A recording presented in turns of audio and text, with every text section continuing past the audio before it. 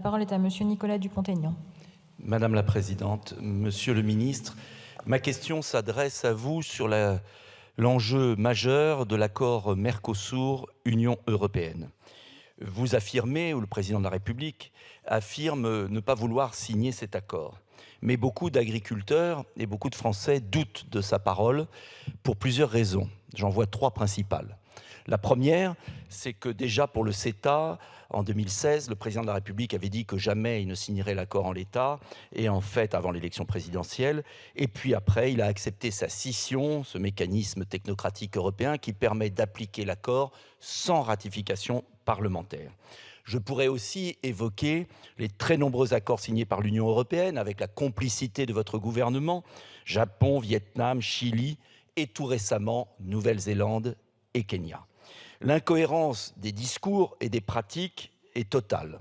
Comment les agriculteurs pourraient-ils donc vous croire quand ils savent par exemple que vous venez de signer et d'approuver l'accord avec la Nouvelle-Zélande qui va favoriser l'importation de viande ovine sur un marché déjà où les importations représentent plus de 50% de notre consommation. En termes écologiques, importer de l'agneau sur 18 500 km n'est quand même pas exceptionnellement positif, avec un prix au kilo, et vous le savez bien, Monsieur le Ministre, très inférieur au prix français, qui va ruiner le peu d'exploitants qui restent dans notre pays.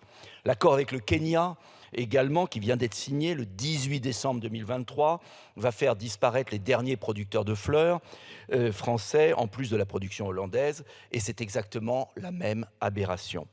L'accord Mercosur prévoit d'importer 99 000 tonnes de bœuf, 180 000 tonnes de volaille, 650 000 tonnes d'éthanol, alors même que le Brésil vient de faciliter par une loi du 28 décembre 2023 l'utilisation de nouveaux pesticides sous la pression de l'agro-industrie brésilienne. Alors, Emmanuel Macron et Gabriel Attal ont expliqué il y a quelques jours que la France continuera à s'opposer à l'accord en l'état. Pourtant, dans le même temps, au même moment, le chef de cabinet du commissaire au commerce indiquait « Nous n'avons sûrement pas, je cite, soudain déchiré nos documents pour rentrer chez nous et nous reposer dans un fauteuil ».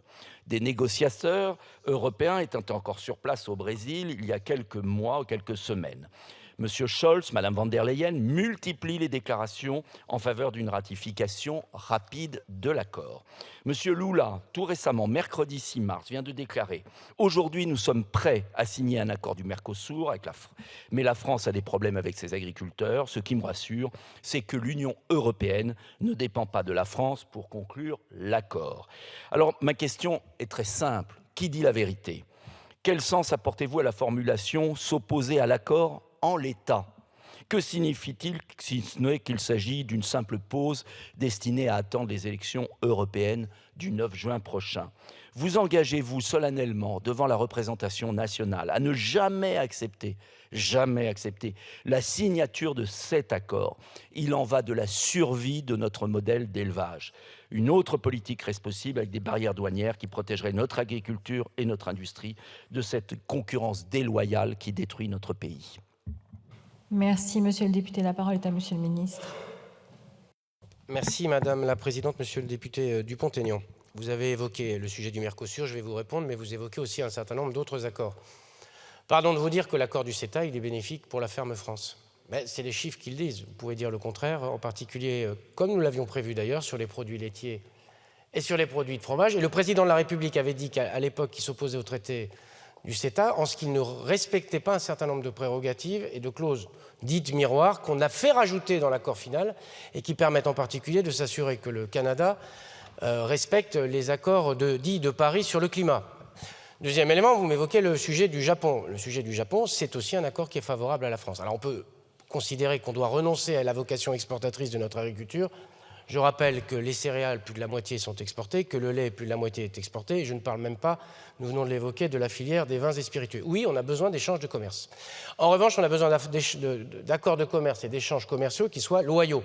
Et c'est pour ça que la France s'est opposée à la signature de l'accord du Mercosur. Alors, je ne sais pas qui vous voulez croire ou qui il faut croire. Ce qu'il faut croire, c'est les faits.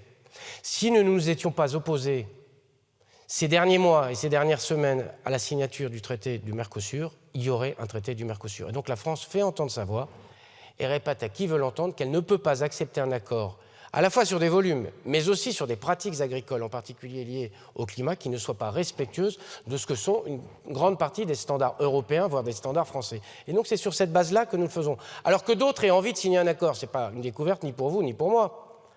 Que M. Lula ait envie de signer un accord, que nos partenaires allemands aient envie de signer un accord. Évidemment, tout ça est sur la table et tout ça est très transparent. Mais nous ne souhaitons pas que cet accord soit signé. Pourquoi ? Parce qu'il a des clauses à l'intérieur qui ne répondent pas aux exigences que nous avons portées, je le répète, sur le climat et sur le déséquilibre des marchés que cela produirait. Donc c'est dans ce cadre-là que nous travaillons. Sur ces accords, comme sur tous les autres, je vous rappelle en outre que nous avons récemment fait en sorte qu'un accord avec l'Australie n'ait pas lieu. Et cet accord avec l'Australie, il a buté sur quoi ? Sur la question agricole. Et avec qui ? Avec la France. Et donc, on est au rendez-vous des promesses que nous tenons. Et en même temps, on ne peut pas dire qu'on peut s'abstraire complètement du commerce international parce que notre agriculture trouvera son expansion dans ce commerce international. Merci, Monsieur Dupont-Aignan, vous avez 5. Un bilan de l'Union européenne montre très bien que ces accords, s'ils ont pu être favorables sur certains secteurs, ont été très défavorables à l'élevage. Deuxième point, est-ce que vous engagez à refuser la scission de l'accord ? Merci. La parole est maintenant à Monsieur Rémi Ribérode pour une question